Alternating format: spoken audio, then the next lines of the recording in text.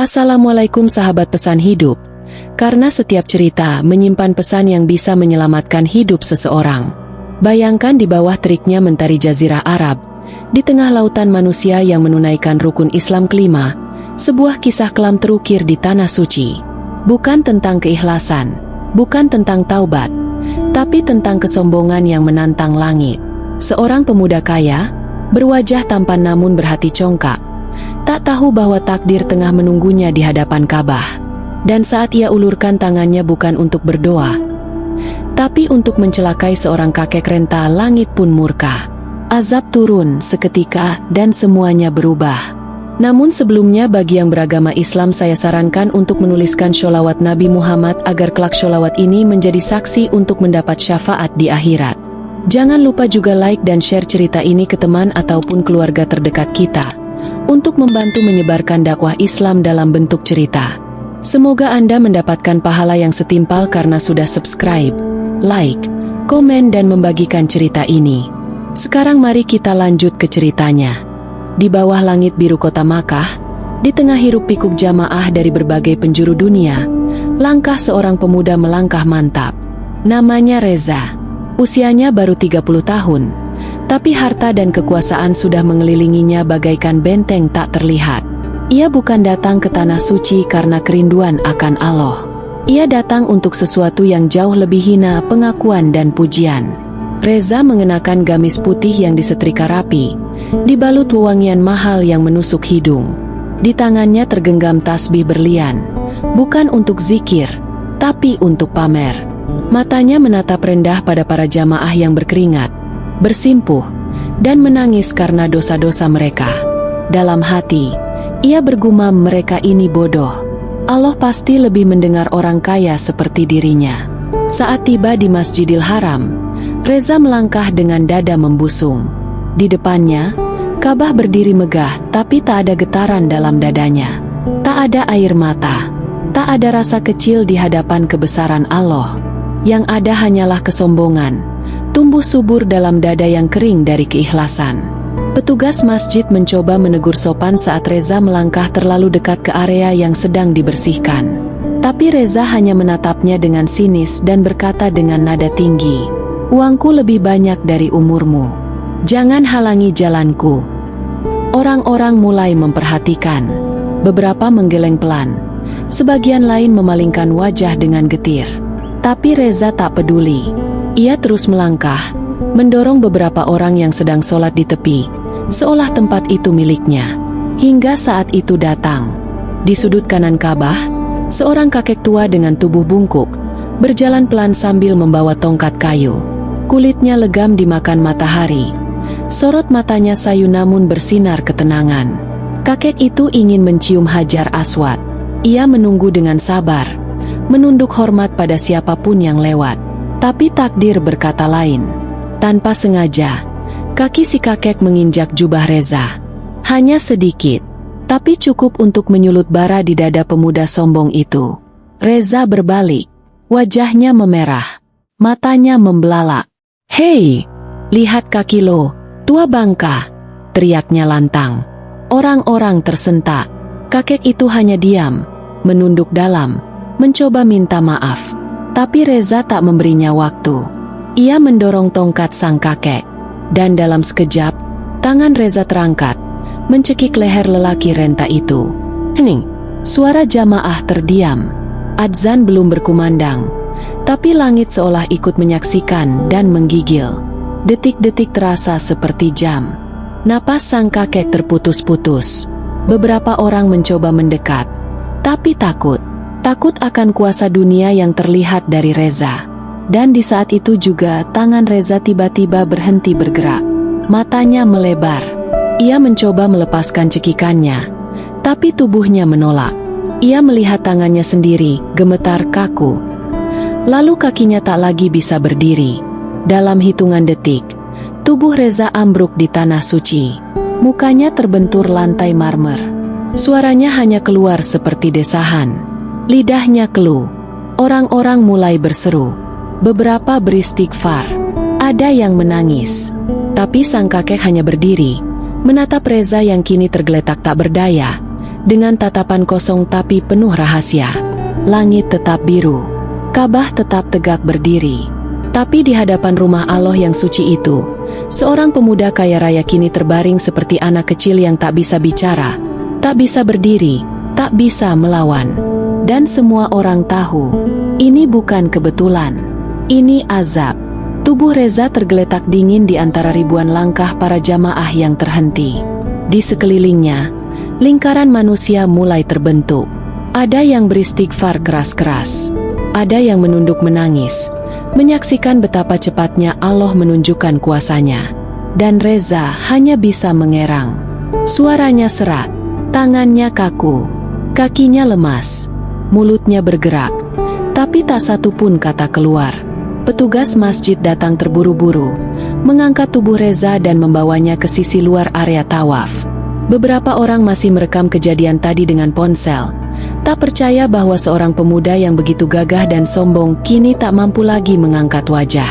Di ruang medis Masjidil Haram, dokter berwajah timur tengah mencoba memeriksa. Tapi hasilnya hanya membuat ruangan itu semakin sunyi. Tak ada luka, tak ada cedera, tapi tubuhnya seperti kehilangan tenaga, seolah lumpuh tanpa sebab. Ucapan itu menggema di telinga para saksi. Reza hanya terbaring, matanya memandangi langit-langit, dadanya sesak, tapi bukan karena sakit, melainkan karena ketakutan yang belum pernah ia rasakan seumur hidupnya. Beberapa jam berlalu, hari mulai beranjak sore. Di hotel bintang 5 tempat Reza menginap, pelayan-pelayan sibuk mengurus segala kebutuhannya. Tapi tak ada satupun dari mereka yang mampu menenangkan pemuda itu. Ia masih tak bisa berdiri, tak bisa berbicara. Ia hanya bisa menangis. Tapi air matanya pun kering, seperti jiwanya. Ibunya, Bu Meli, yang tengah berada di Jakarta, segera diberitahu lewat telepon. Suaranya pecah.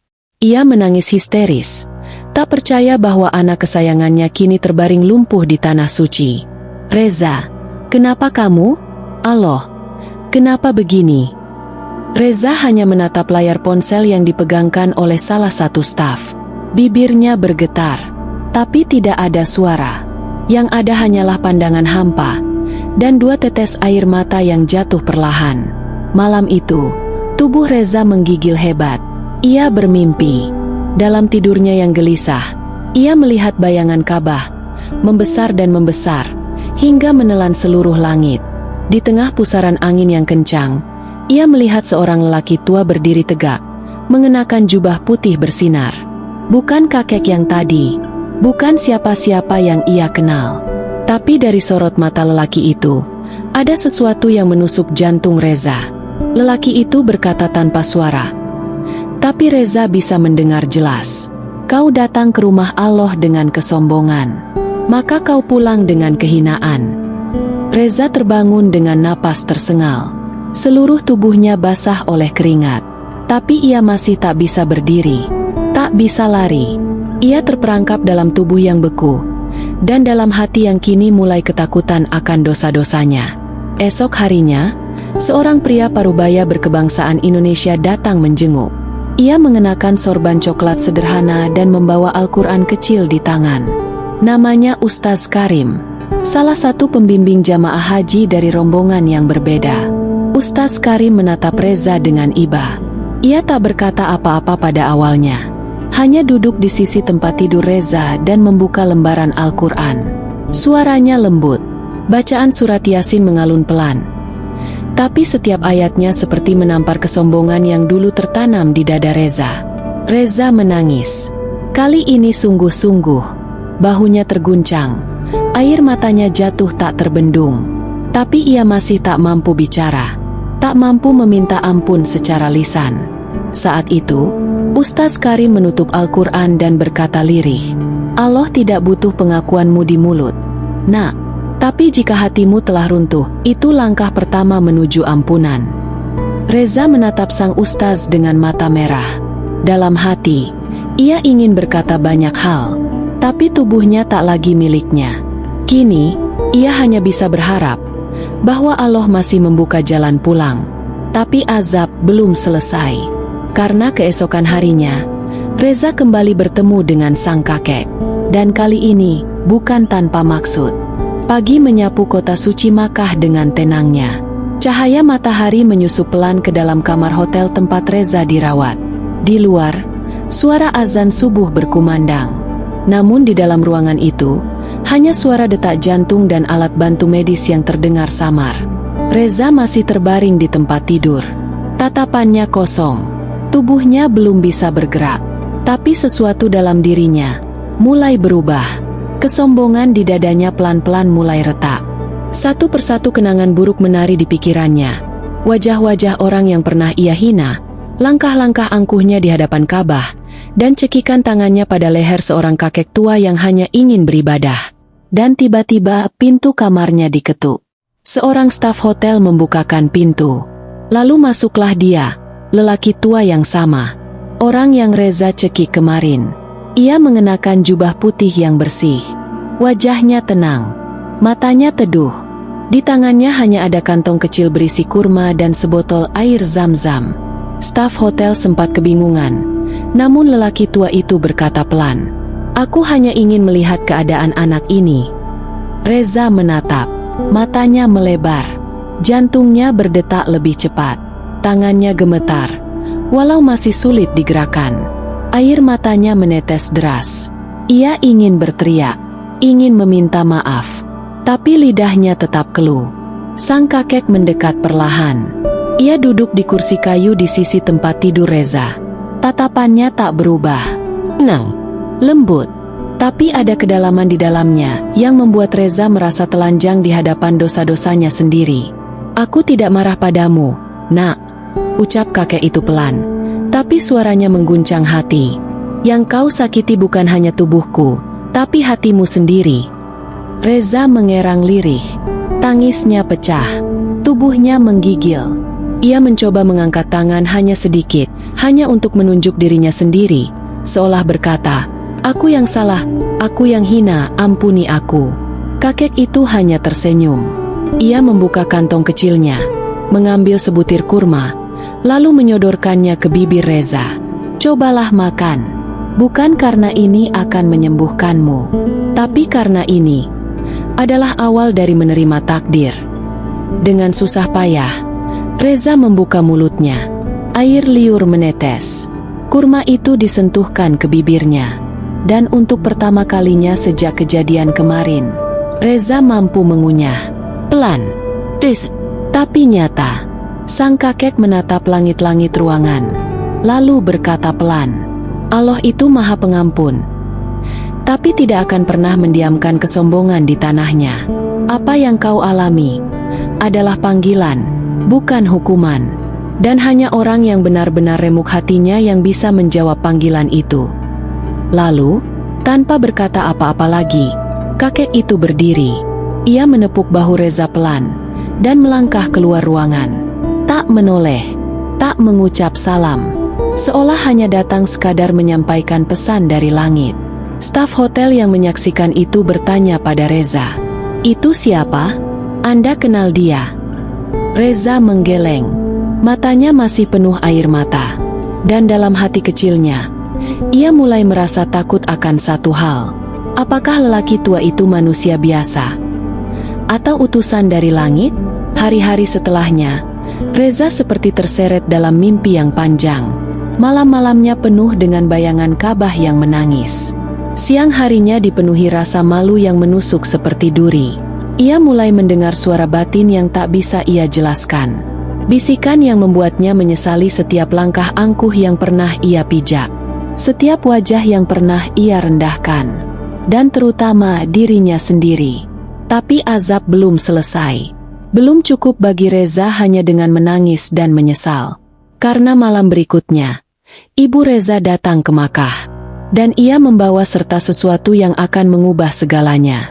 Malam turun perlahan di atas kota Makkah.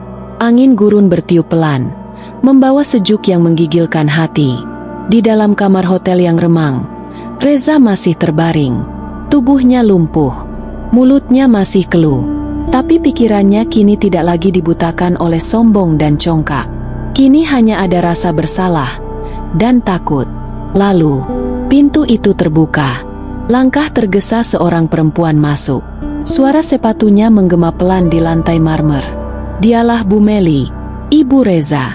Perempuan anggun parubaya, dengan riasan wajah yang belum sempat dibersihkan dan mata sembab karena tangis yang tak putus sejak kabar itu datang. Begitu melihat anaknya terbaring seperti itu, tubuh Bu Meli lunglai. Ia mendekat cepat, duduk di sisi ranjang, menggenggam tangan Reza yang dingin. Air matanya langsung jatuh, membasahi tangan anaknya. Reza, aloh, Reza, kenapa begini, nak? Reza menatap ibunya, matanya merah, ingin bicara, tapi tak mampu, ingin meminta maaf, tapi lidahnya seakan dikunci langit. Ia hanya bisa memandangi wajah ibunya yang dipenuhi duka dan lelah. Ini semua salah Mama, gumam Bu Meli, pelan tapi penuh luka. Kamu tumbuh besar dengan segala kemewahan, semua yang kamu mau Mama beri. Mama bangga waktu kamu jadi orang penting, punya bisnis besar, punya ribuan karyawan. Tapi Mama buta. Mama tak melihat kamu berubah jadi sombong. Dan sekarang, suara itu pecah di tenggorokan. Ia menunduk, mencium tangan anaknya sambil menangis keras. Reza tak kuat, air matanya mengalir. Tangannya yang tadinya tak bisa digerakkan perlahan menggenggam jari ibunya. Lemah, tapi nyata. Bu Meli tersentak. Ia menatap anaknya dengan harap. Reza, kamu bisa gerak? Allahu Akbar. Nak, kamu bisa gerak. Tapi Reza hanya menatap, tak mampu bicara. Wajahnya sayu, matanya tak lepas dari wajah ibunya. Ada luka, ada penyesalan, ada tangis yang tertahan, tapi juga ada rasa takut yang belum selesai.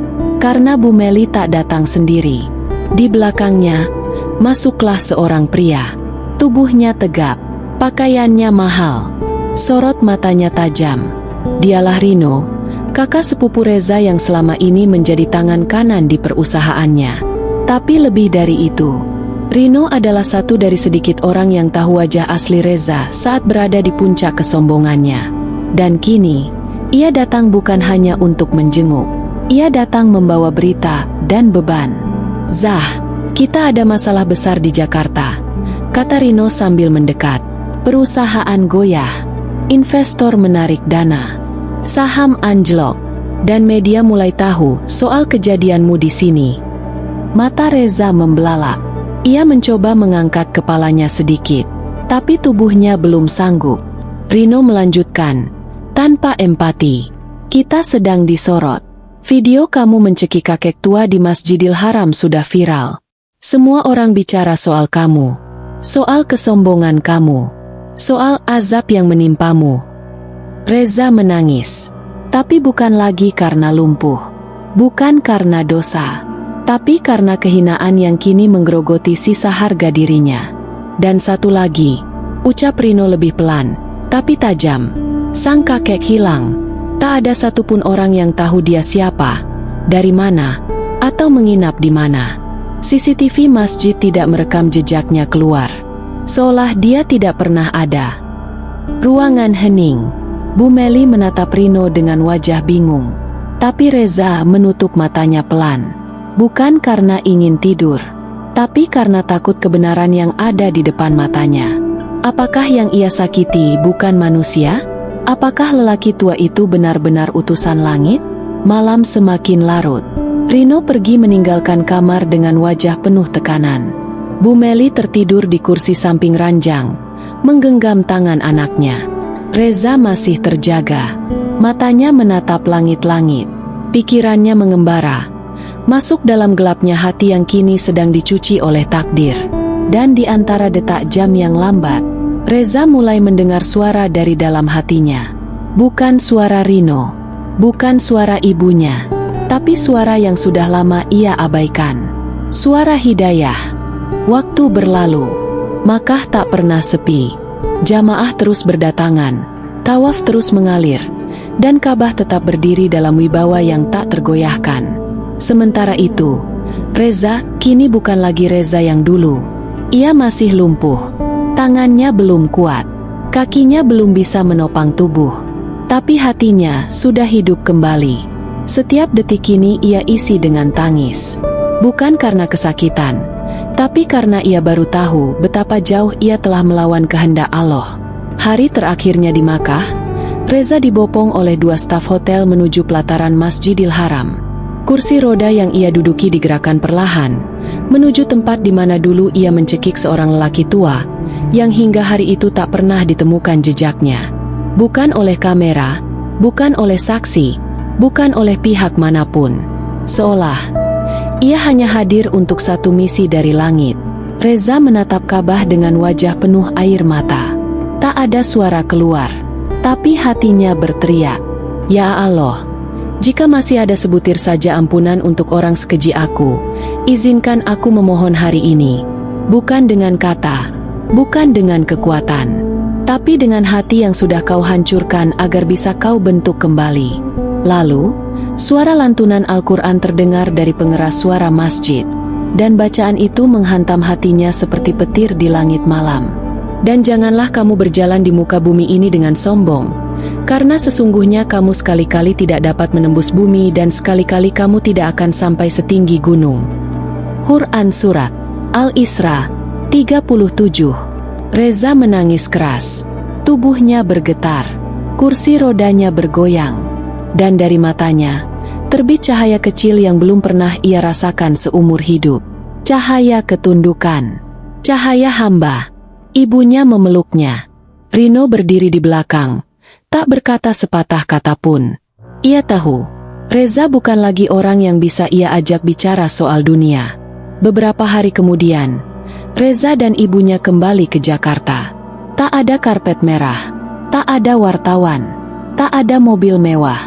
Hanya seorang pemuda yang duduk di kursi roda, yang kini menghabiskan waktunya membaca Al-Quran, memandangi langit, dan berbisik pada diri sendiri. "Terima kasih, Allah, karena kau patahkan kakiku sebelum kau patahkan jiwaku." Dari cerita ini, kita belajar satu hal yang paling penting dalam hidup. Kesombongan adalah awal dari kehancuran.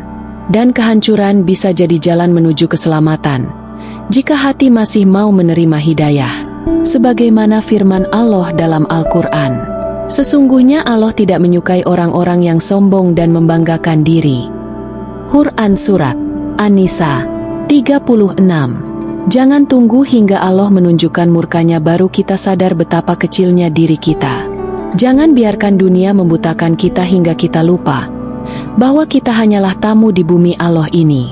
Terima kasih sudah mendengarkan kisah azab nyata di depan Ka'bah sampai selesai. Semoga cerita ini menggugah hati kita semua untuk lebih rendah hati, lebih tunduk kepada Allah, dan menjauhi kesombongan sekecil apapun. Kalau kamu suka dengan cerita seperti ini, jangan lupa untuk like, komentar, dan subscribe agar kamu tidak ketinggalan kisah-kisah penuh hikmah berikutnya. Sampai jumpa di cerita selanjutnya. Wassalamualaikum warahmatullahi wabarakatuh.